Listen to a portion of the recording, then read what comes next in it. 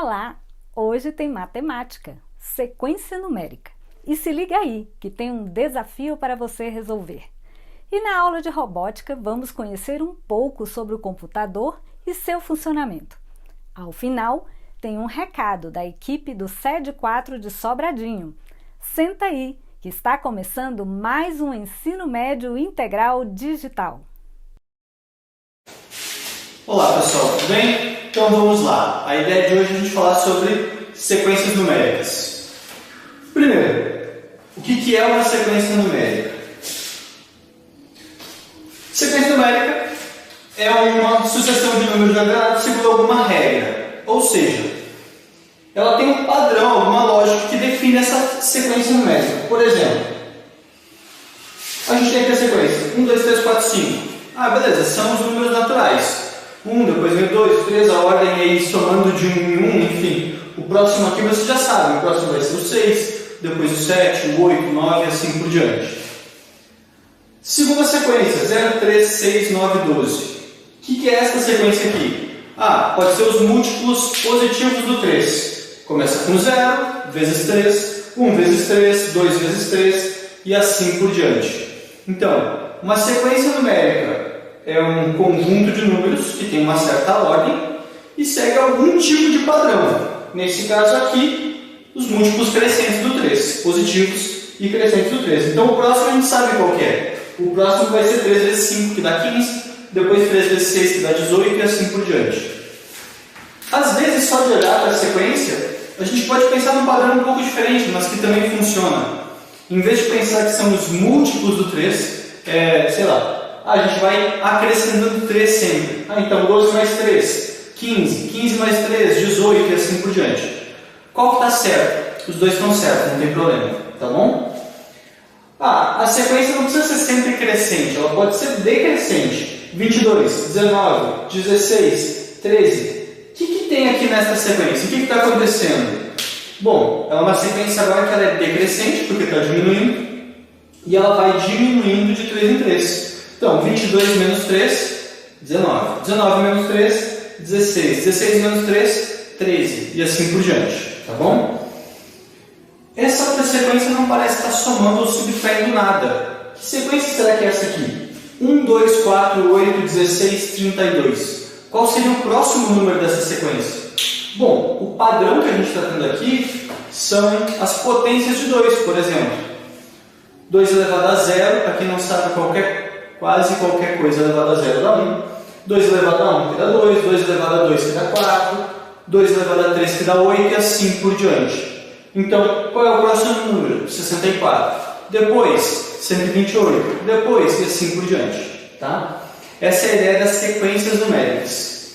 Então, olha só. Nesses exemplos aqui, a gente já consegue perceber uma coisa. Ela pode ser uma sequência crescente ou pode ser uma sequência decrescente. Tá? O que mais? Essa aqui já é uma sequência um pouquinho mais estranha. Talvez não seja tão óbvio para todo mundo e provavelmente alguns de vocês já viram.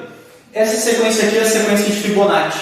Olha só. 1, 1, 2, 3, 5, 8, 13. O próximo número é 21. Ok, professor, de onde é que tirou essa sequência? Como é que eu sei que o próximo é 21? Qual é que é o padrão que está seguindo aqui? A sequência de Fibonacci segue o padrão de somar os dois anteriores. Então, os dois primeiros são dados, 1 e 1. Mas qual é que é o próximo? É 1 mais 1, 2. Depois, soma os outros dois, 3. Soma os outros dois, 5. Ou seja, cada termo é a soma dos seus dois anteriores. Então, para saber o próximo aqui, eu somo 8 mais 13, 21. 21 mais o 13 já dá 34, que é o próximo. E assim por diante. Esta é a sequência de Fibonacci. Minha sugestão, vale a pena dar uma pesquisadinha sobre ela. Eu não vou focar muito nela, tá? Mas ela é uma sequência interessante. Ela tem alguns padrões e ela é considerada, por exemplo, relacionada com a razão áurea, que é uma relação de beleza. Vocês vão encontrar isso em diversas coisas da natureza e das artes, ok?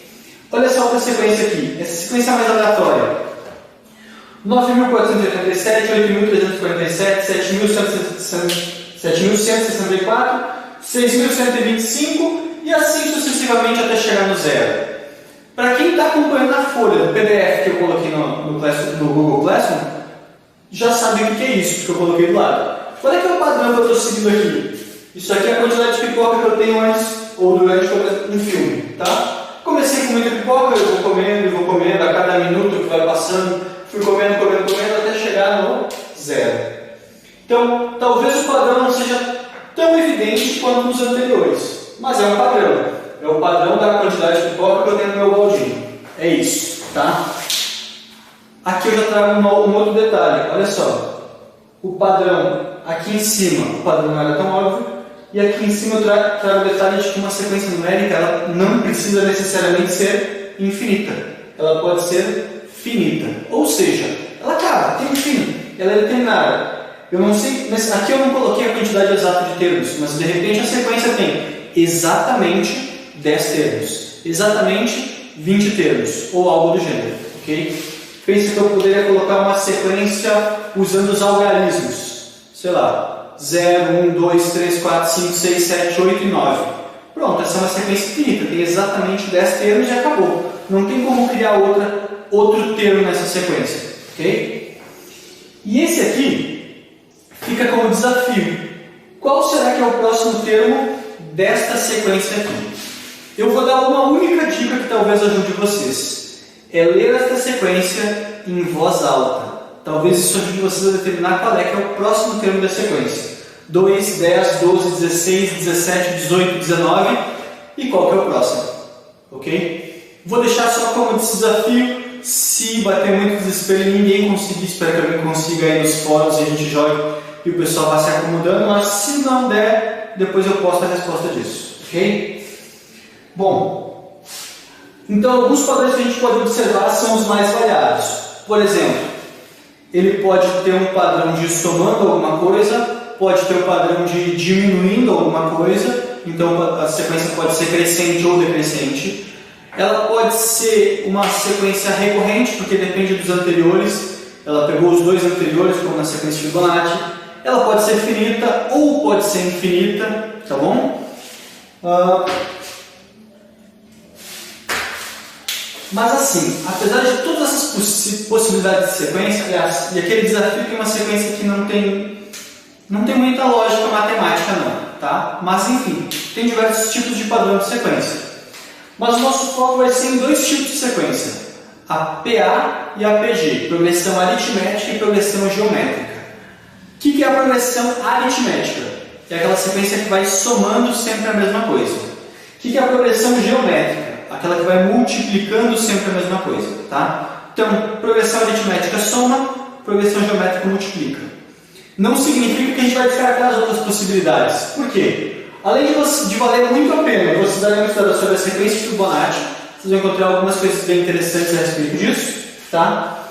Também dá para se divertir um pouco com aqueles desafios de sequência.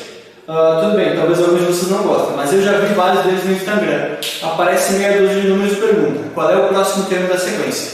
Olha só, eu coloquei aqui alguns exercícios para a gente tentar determinar qual é o próximo termo da sequência. Bom, vamos lá. Correção. Determina o próximo termo da sequência. 9, 7, 5, 3. Qual é o padrão que a gente está dando aqui? Está diminuindo de 2 em 2. Então, o próximo termo, 3 menos 2, 1. Acabou, é isso. Letra B, 10, 100, 1000, 10 mil. Qual é o padrão que a gente está vendo na letra B? Ele está indo aumentando zeros. Então, 10 mil, se eu acrescentar um zero a mais aqui do lado, vai ficar 100 mil. Depois, 1 milhão, e assim por diante. Ok? Bom, os últimos 3 exercícios daqui dessa sequência. Aqui, eu não comentei antes, mas vale a pena ressaltar. A gente, em geral, separa os termos da sequência com uma vírgula. Mas, e se os termos ali dentro já tiverem vírgula? Aí a gente pode usar um ponto e vírgula. Aí a gente evita um pouco da confusão. Senão teria um monte de vírgula aqui e ia virar uma grande bagunça. Então, o primeiro termo é 1,5, o segundo termo é 2, o terceiro termo é 2,5, 3, 3,5, ou seja, está aumentando de meio em meio, de 0,5 em 0,5. Então, 3,5 mais meio, o próximo termo é 4. Depois 4,5, 5, 5,5, 6 e assim por diante. Ok? Letra D. Raiz de 2, raiz de 3, raiz de 4, raiz de 5, raiz de 6, raiz de 7, raiz de 8. Quanto vale o próximo termo? Bom, a gente tem uma raiz dos termos exatamente na sua sequência. Então, o próximo é raiz quadrada de 9. Ok? Vale ressaltar. Aqui eu coloquei para deixar bem evidente a sequência. Mas eu poderia ter dado uma complicada trocando esse raiz quadrada de 4 por 2. Por quê? Porque essa raiz é exata, a gente sabe quanto é que é. Então, em vez de usar a raiz quadrada de 4, eu podia ter colocado 2. E aqui no final, no próximo, em vez de colocar a raiz quadrada de 9, eu poderia colocar 3. Simples assim. Tá? Quer dizer que está fora da sequência? Não. Raiz quadrada de 9 equivale a 13. Então, está certo, não tem problema nenhum. Bom, e esse próximo aqui, eu fiz isso. 9, raiz cúbica de 81, 3, faltou uma vírgula aqui, ó. Raiz quinta de 81, raiz sexta de 81, raiz sétima de 81, raiz oitava de 81. Ou seja, vocês conseguem presumir que aqui atrás era a raiz quarta de 81 e que aqui era a raiz quadrada de 81? Só que quanto é a raiz quadrada de 81? 9. Quanto é a raiz quarta de 81? 3. Bom, ou seja, aqui está aumentando o grau da raiz. Raiz quadrada, raiz cúbica, raiz quarta, quinta, sexta, sétima, oitava. O próximo vai ser a raiz nona. Então é a raiz nona de 81. Ok? Por enquanto eu não precisei usar o par, talvez nas próximas aulas. Por enquanto é isso. Bons estudos e até o próximo vídeo. E então, descobriram a resposta? Acertou quem respondeu 200, pois representa uma sequência de todos os números que começam com a letra D. Quem acertou? Olá, boa tarde. Estou de volta para mais um vídeo da nossa série sobre tecnologias na educação. Hoje vamos falar do computador. O computador, essa peça tão misteriosa, esse equipamento tão misterioso e que estressa tanto o usuário durante a sua utilização, principalmente para o trabalho. Eu sou o professor Luiz Carlos Loyola. Durante 17 anos ensinei manutenção de computadores no Senai. E hoje eu vou discorrer sobre o computador, sobre as peças, sobre o sistema operacional e os principais problemas que acontecem durante a utilização e que soluções o usuário pode gerar ali de imediato para não ter perda de produtividade. Primeiro, o computador ele é basicamente um processo de entrada, processamento e saída. A entrada é feita por algumas peças muito comuns que a gente conhece.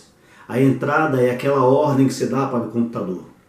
Quem faz a entrada é o teclado e o mouse. São os equipamentos através dos quais você dá ordem para o computador. No processamento nós temos a placa-mãe, processador, memória e HD, que é o núcleo onde as informações vão sendo armazenadas e manipuladas até que saiam na outra extremidade, o que a gente chama de output, saída. Essa saída ocorre através do monitor de vídeo, através da caixa de som ou através da impressora, por exemplo. Então todo o processamento feito por um computador, por um equipamento de tecnologia da informação, ele tem entrada, processamento e saída. Todos, sem exceção. Essa é a relação da tecnologia da informação com o usuário. Então o computador tem placa-mãe, processador, memória, HD, fonte de energia, placa de vídeo, placa de som, tem um gabinete, um teclado, um mouse e um monitor. Isso é básico. Isso não mudou desde a década de 1980. As peças continuam as mesmas. O que nós temos de diferente é que elas ficaram menores, foram miniaturizadas e com a nanotecnologia a gente tem peças cada vez menores com um poder de fogo cada vez maior. Imagine que o celular é como se fosse um computador, só que a tecnologia da miniaturização nos permitiu transformar esse computador em um celular. É uma peça cada vez menor. O que é importante para você trabalhar com um computador? É importante que você compreenda que ali é um monte de componentes eletrônicos e elétricos juntos, que precisam de uma boa conexão elétrica, precisam estar bem colocados no ambiente onde você vai trabalhar e precisam de limpeza. Não podem tomar sol, não precisa estar num ambiente muito quente, nem muito frio. Mas a máquina tem que ter um ambiente adequado, a situação adequada para que lhe dê a resposta para o que você vai fazer. Além das peças de um computador, placa-mãe, processador, memória, HD, placa de vídeo, placa de som, placa de rede, monitor, teclado, mouse, impressora, enfim, nós temos o sistema operacional. Em cima de todas essas peças que compõem o computador, vai o Windows, por exemplo, que é o sistema operacional mais utilizado do mundo. O Windows ele tem dupla função, sempre teve dupla função. Essa dupla função ela vem sendo melhorada desde a década de 1980, quando foi lançado. Uma das funções básicas do Windows é gerenciar essas peças todas. Então, quando eu monto um computador, a primeira instalação que eu faço é do Windows. Porque é o Windows que vai se assentar sobre essas peças de alguma forma e vai controlar como cada peça funciona. Depois, quando eu instalo o Word, o Excel, o PowerPoint, algum jogo, qualquer outro programa, na realidade, eu estou instalando esse programa em cima do Windows. Então, qualquer um desses programas, para falar com as peças aqui embaixo, vai ter que passar pelo Windows. Por isso que é tão importante que seu Windows esteja bem instalado, bem configurado e que você esteja utilizando a versão correta. A outra função do sistema operacional Windows é fazer essa ponte entre você e a máquina. A máquina utiliza uma linguagem chamada código binário, em que cada letra, cada número é composto por 8 bits, que é uma combinação de ligados e desligados. Então, quando eu teclo a letra A do meu teclado, o Windows pega essa informação, transforma isso em código de máquina, em linguagem de máquina, em código binário, e joga isso para o processamento, que vai acontecer no processador, na memória e na placa-mãe. Esse núcleo de processamento na informação vai ser trabalhado. Então o Windows tem essa dupla função. Primeira função, fazer a ponte entre o usuário e a máquina. Segunda função, controlar o equipamento, controlar todas as peças que ali estão no equipamento. Uma outra coisa importante sobre o sistema operacional que precisamos saber é sobre as versões. Hoje em dia nós temos um problema muito sério, porque os usuários não sabem qual a versão do sistema que estão usando no seu computador. Então é muito comum as pessoas aparecerem com notebook de última geração, um investimento altíssimo, mas que não rende.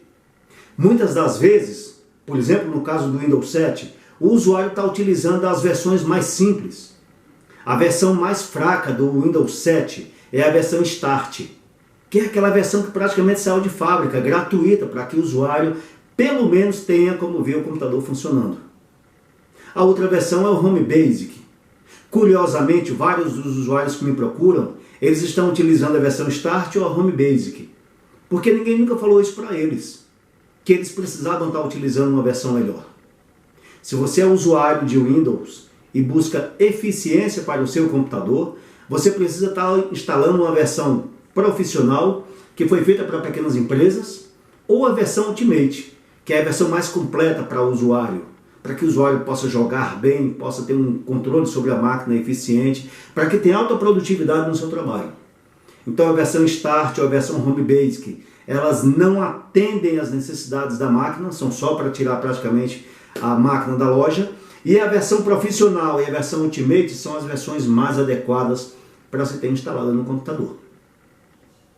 Quando a gente olha para as versões do Windows, para as funções do sistema operacional e olhamos para a máquina no geral, nós nos lembramos que aí tem alguns problemas que acontecem no dia a dia que são causa de muito estresse para o usuário. Isso causa trauma, isso causa receio, isso gera raiva da máquina, né? Uma certa ojeriza que precisa ser quebrada. É quebrar um paradigma, quebrar uma barreira ali que se cria, para poder o usuário ter domínio da máquina e autonomia, que é o que buscamos aqui com essa série de vídeos que se iniciam. Problemas comuns que acontecem com o computador, tem entre eles o fato de que o computador não liga. Se o computador não liga, você precisa em primeiro lugar verificar os cabos, as fiações. É o mínimo que você como usuário de uma máquina que está ali para gerar produtividade precisa conhecer. Saber que cabos são aqueles, onde eles vão ligados e como que eles funcionam. Então é interessante verificar os cabos nas tomadas, em primeiro lugar, verificar se os cabos do computador estão todos conectados. E aí, se você apertar o botão liga-desliga, A máquina aparentemente ligou, está fazendo barulho de ligada, mas ela não apresenta vídeo, por exemplo, significa dizer que ela tem uma fase que não passou. Ela carrega uma coisa chamada boot, que é um programa inicial de gerenciamento de máquina, e aí ela verificou que, por exemplo, a memória RAM está mal conectada. A memória RAM é essa peça aqui. Ela tem uma importância enorme na tecnologia da informação. Ela é como se fosse a mesa de trabalho. Quando eu ligo o computador, vem tudo para cá. É onde eu vou processar as minhas informações daquele meu processo de trabalho. Depois que eu desligo o computador, ela é esvaziada, fica zerada novamente, e as informações ou são perdidas ou são gravadas no meu HD, que é o meu armário que fica guardado no canto da sala. Mas se eu ligo o computador e ele não me dá vídeo, então eu posso ter um problema de memória RAM. Ela pode estar danificada, mal posicionada ou suja. Talvez em função do mau uso. Se a máquina estiver no lugar que recebe muita umidade, muita poeira, por exemplo, no chão, você pode ver as suas peças do computador se oxidando. E isso vai antecipar o tempo de vida útil do computador. E a memória é uma das primeiras peças a sofrer. Nesse caso, seria interessante você abrir o gabinete, desencaixar as placas de memória RAM que você tem lá dentro, só passar uma borracha aqui e colocar de volta. Você vai ver que a sua máquina reage muito rapidamente. Um outro problema muito comum é a chamada tela azul da morte, que deixa qualquer usuário apavorado. A tela azul da morte está dizendo o seguinte, que você instalou alguma peça recentemente que não foi bem aceita pelo conjunto da máquina. Ou que você instalou algum programa novo que você baixou da internet, ou que você trouxe através de um DVD, e que essa instalação não foi feita com sucesso.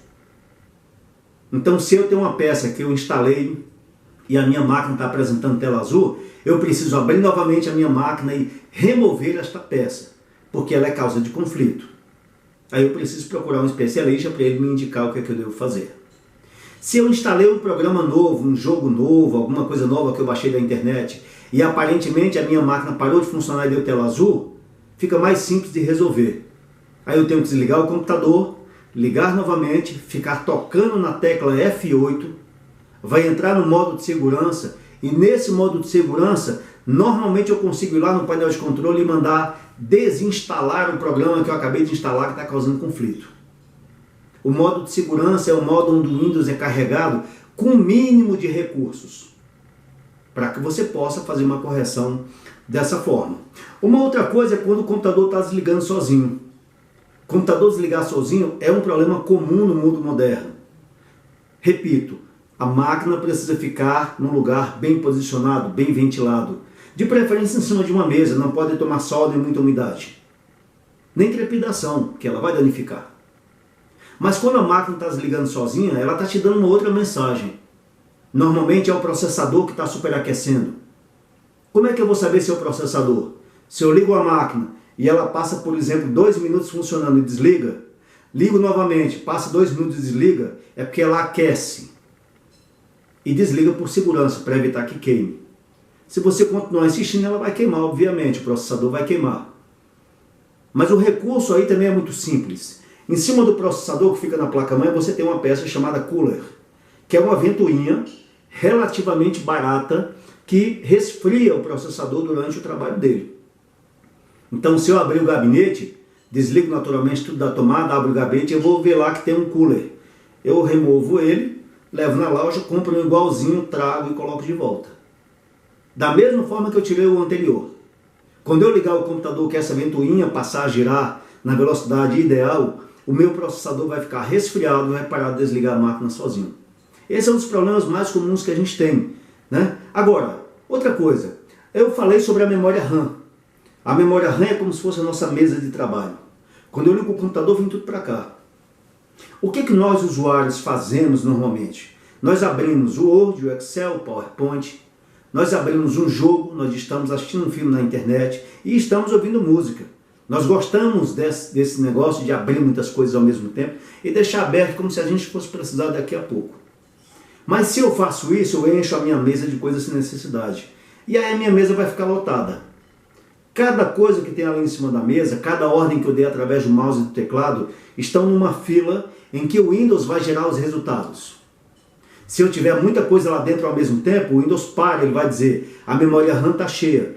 Então ele bloqueia o mouse e bloqueia o teclado, para evitar da gente ficar dando novas ordens. E o que nós fazemos? Nós vamos lá no mouse e tocamos no mouse milhares de vezes, desesperadamente, ou tocamos no teclado, e começamos a perder a paciência com a máquina. Só que a cada vez que eu toco no mouse e eu toco no teclado, eu estou dando uma ordem nova para o computador. Então ele vai parar realmente. Qual a saída? Eu tiro a mão, deixo a máquina processar um pouco, sem a minha interferência, né? Deixo que ela trabalhe normalmente, e volto daqui a 5 minutos, 10 minutos com bastante calma, e vou verificar se ela já liberou o mouse e o teclado para uso. Se não tiver liberado, aí eu vou lá, desligo o equipamento, espero um pouco e ligo novamente. Quando você liga a máquina novamente, o Windows se reorganiza, a memória está limpa, você pode abrir normalmente aquilo que é prioridade para você e trabalhar. Em quase 100% dos casos, esse é o problema que resolve, né, que se resolve de uma forma muito fácil. Na realidade, a autonomia que o usuário precisa, né, frente a um computador, é para que ele não passe tanto sufoco, para que ele não fique tão desesperado quando as coisas não derem certo. Agora, se você é um usuário que precisa de alta produtividade, como chegamos nessa conjuntura, né? Montar aula online ou assistir aula online, você precisa estar sempre plugado, sempre linkado, o tempo todo utilizando e não pode perder tempo, você pode contratar o serviço de um técnico remoto. Ele pode acessar sua máquina utilizando um programinha chamado TeamViewer, que você baixa na internet gratuitamente, é bem pequenininho. Você roda no seu computador o TeamViewer Quick Support, né, que é um suporte rápido. Eu rodo no meu computador, ele não precisa ser instalado. Eu tiro uma cópia e mando para o meu técnico. De onde ele estiver, por exemplo, no meu caso, eu posso acessar o seu computador remotamente da minha casa, como se eu estivesse sentado na frente do seu computador. Eu mexo no mouse, mexo no teclado, mudo o que precisar, faço as correções, fecho a sessão e a máquina volta a ser do seu domínio total. Então, toda vez que você estiver trabalhando com tecnologia, principalmente com computador, com notebook, e se você se vê às voltas com problemas que te estressam, que te deixam extremamente assustado, preocupado, busque mais informações. Nessa série de vídeos, vou passar um monte dessas informações que podem ajudar vocês a se livrarem desses problemas e terem muito mais autonomia como usuários, né, na atual conjuntura. Eu sou o professor Luiz Carlos Loyola. Até a próxima.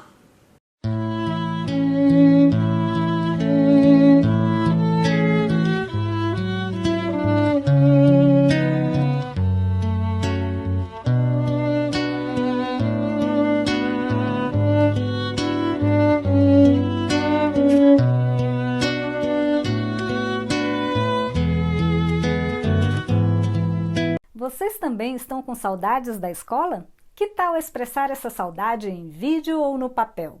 Vocês podem compartilhar conosco. Até logo!